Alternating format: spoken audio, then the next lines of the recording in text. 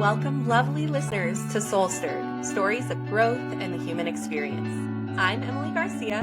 And I'm Casey Clark. We will be your guides on this journey. We are so glad you are here. Each week we'll come together, sometimes with other incredible thinkers, creators, and adventurers, to generously share stories of self-discovery, recovery, triumph, and what it means to live a life on purpose. No matter where you are in your own journey, connection is here for you at Soul Stirred. Settle in, take a deep breath in, and let's inspire each other. Welcome to Soul Stirred.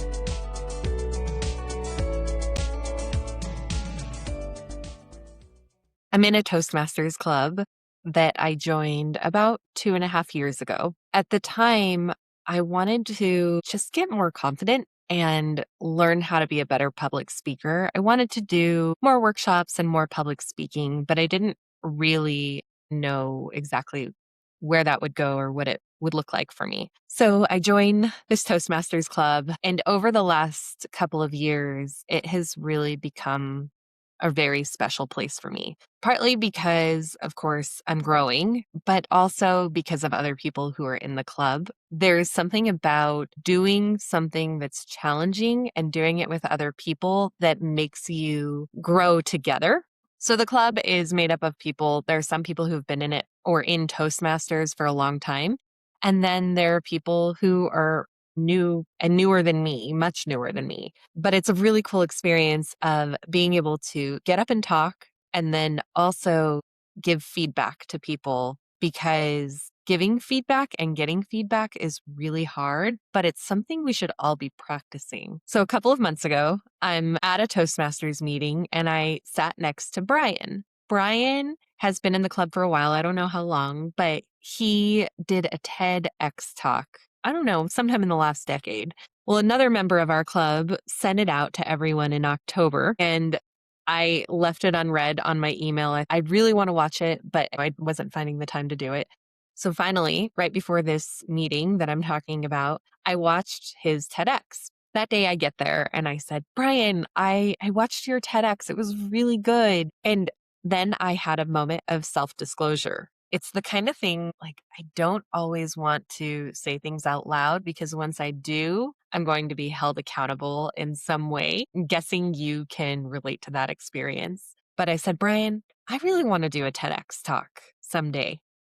And he said, oh, okay. Then the meeting started. We go through the meeting, and toward the end, Brian turned to me and said, there is a Toastmasters contest coming up. There were 2 categories in the contest. One is table topics, which means you get up on stage. The MC for the event, or the table topics master, has a question for you, and they don't tell you ahead of time what the question is going to be. In fact, all of the people who have signed up to do a table topic speech are sequestered into a room. So unless there are people going after you, you don't get to see their speeches and you don't know the question. But table topics is an extemporaneous speaking topic. So you get up, they tell you the question, they repeat it a second time, and right on the spot, you speak for 2 minutes. And you have to be done by 2 minutes, 30 seconds, or you're disqualified. And Brian said, if you sign up for table topics,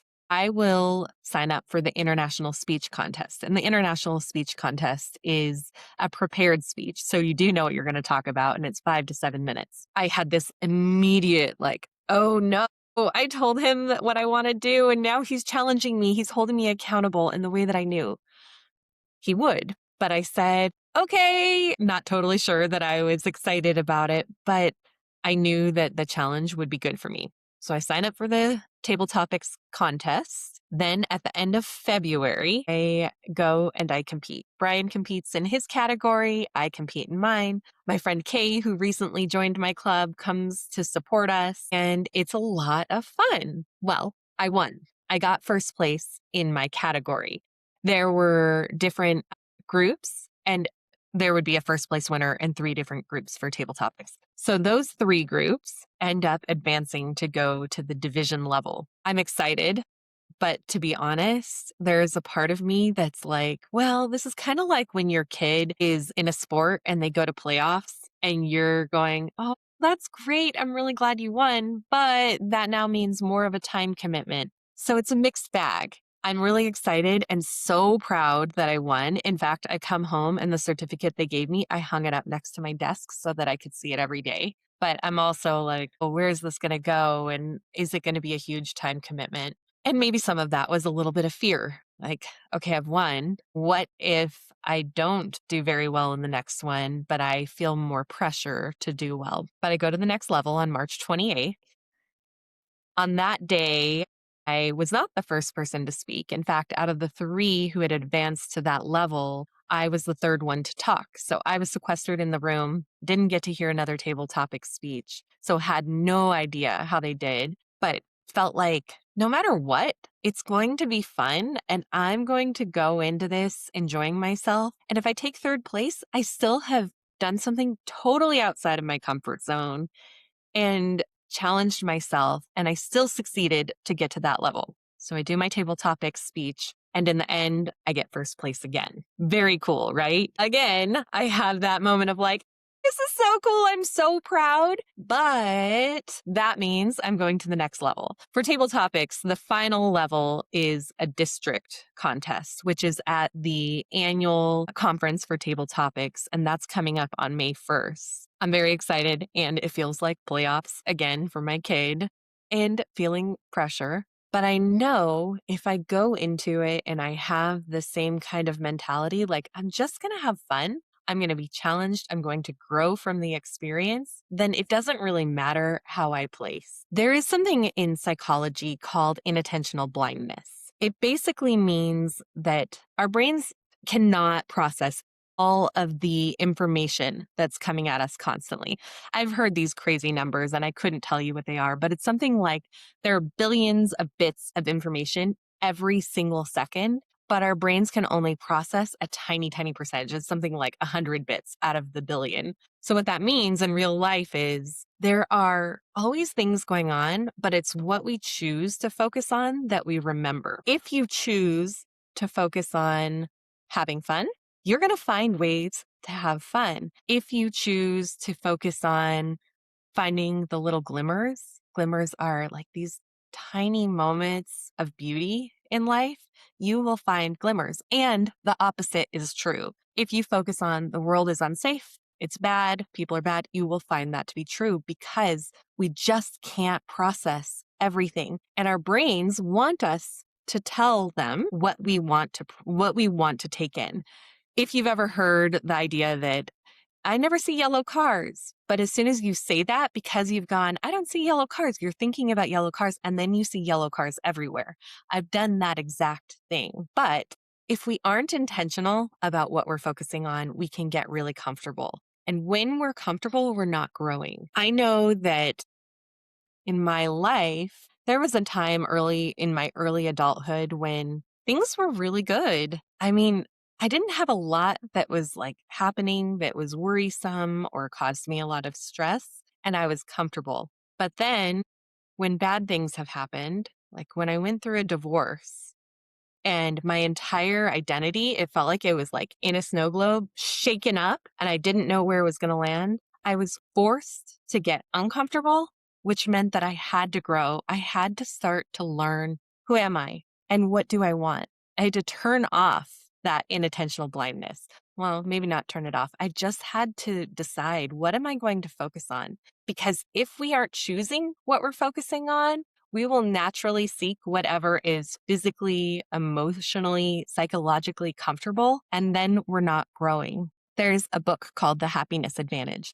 It's written by Shawn Achor. Shawn is Shawn. And The Happiness Advantage is one of my favorite books. Achor talks a lot about the idea of happiness and success. There is a thought or a theory that once we're successful, we're going to be happy. Once I get that car, once I get that job, once I land the person that's my other half, once I have kids, once I move into a bigger house, once I travel to that place, you can go on and on and on. I will be happy. The opposite is true. When you are happy, when you choose to be happy, you find success. This is probably going to upset some people because it makes it sound like it's a toxic positivity kind of thing. Like, oh, just, fake it, pretend everything's okay. And that's not the point. There are always going to be bad things that happen in the world. There are going to be bad things that happen in our lives. And we do have to feel all of the emotions.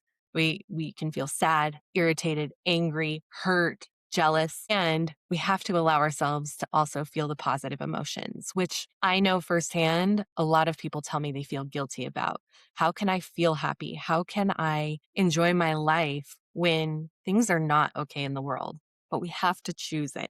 And here's an example of why. In the Happiness Advantage, a course cites a study where they followed doctors and they put some of the doctors into a control group where they primed their brain for happiness. Priming your brain for happiness means that you do something that intentionally makes you feel good. So it can be writing down what you're grateful for, writing a thank you note to someone, remembering a positive experience, having a brief meditation, anything like that. If you stop and you allow yourself to feel the feelings with it, you are priming your brain. So they prime these doctors' brains for happiness. And what they found is the doctors whose brains were primed were able to diagnose correctly twice as fast as the doctors who were in the other group.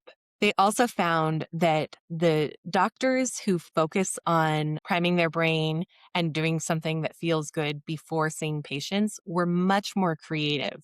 I don't know about you, but I want a doctor. I want any kind of provider who I'm working with to have primed their brain so they are in a good space and they're going to be more creative, meaning thoughtful about like, what are all the possibilities for what is going on with this person, and that they can give me a quicker diagnosis. That isn't just true for doctors, though. We can do that for ourselves. We can choose to find some happiness, prime our own brains in the moment, and then go into our world, whether it's in your personal life, in your marriage, in your relationship with your children, with other family members, with friends. Prime your brain before you interact with them, and you will show up in a much better way.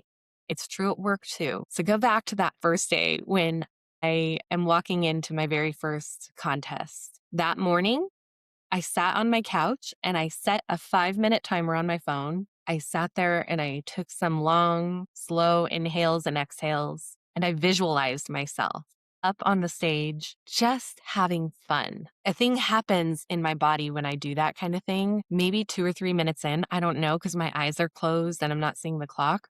But I can literally feel a shift where I'm like, I've done it, because your brain and your body don't know the difference between something that you visualize versus something that actually occurred. So I did it on the first day.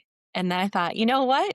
I'm going to do it again before that second contest. And it felt so good. And the reality was, when I went into the second contest, I truly was excited and just said, I'm going to have a good time. I repeated what I did the first time because that had worked. Had I not placed first in, the first place spot, it would have been okay. Am I grateful I got first place? Yes. But I was having fun regardless. So I encourage you to do the same. Before you do anything else today, take a moment and prime your own brain. It can be just 1 minute. If you have 5, set a timer on your phone and do the same thing. Write down what you're grateful for, something that's unique, something that occurred in the last 24 hours. Write 3 things. Notice how that feels in your body. Write a thank you note to someone. Do a brief meditation. Sit and just breathe, or think about a time that made you happy.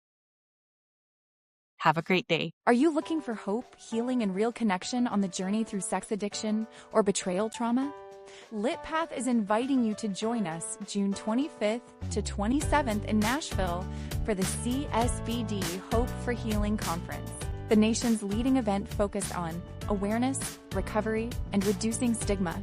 This conference is for individuals in recovery, partners and couples seeking healing, and clinicians or coaches looking for advanced training and continuing education credit. Hear from leading experts, experience powerful sessions, and connect with a community that truly understands. Hi there, this is Tim Stein. I'm Dr. Jake Porter. Hi, I'm Jeannie Vitoni. Visit csbdhopeforhealing.org. That's csbdhopeforhealing.org. Use code PODHOPE25 for an exclusive 25% discount. Break the silence. Reduce the stigma. Find hope and healing. We'll see you there.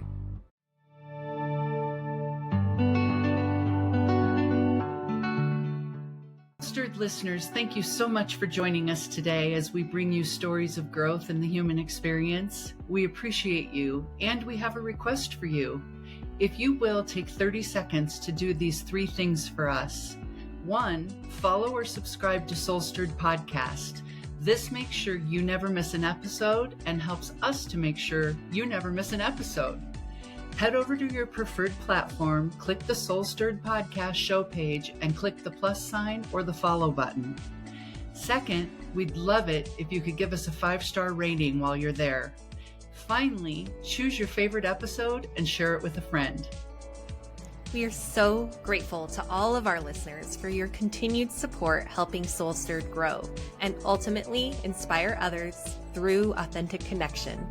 Don't hesitate to reach out with ideas, stories, or questions. We are always eager to hear from you. Our email and social links are found in every episode's show notes.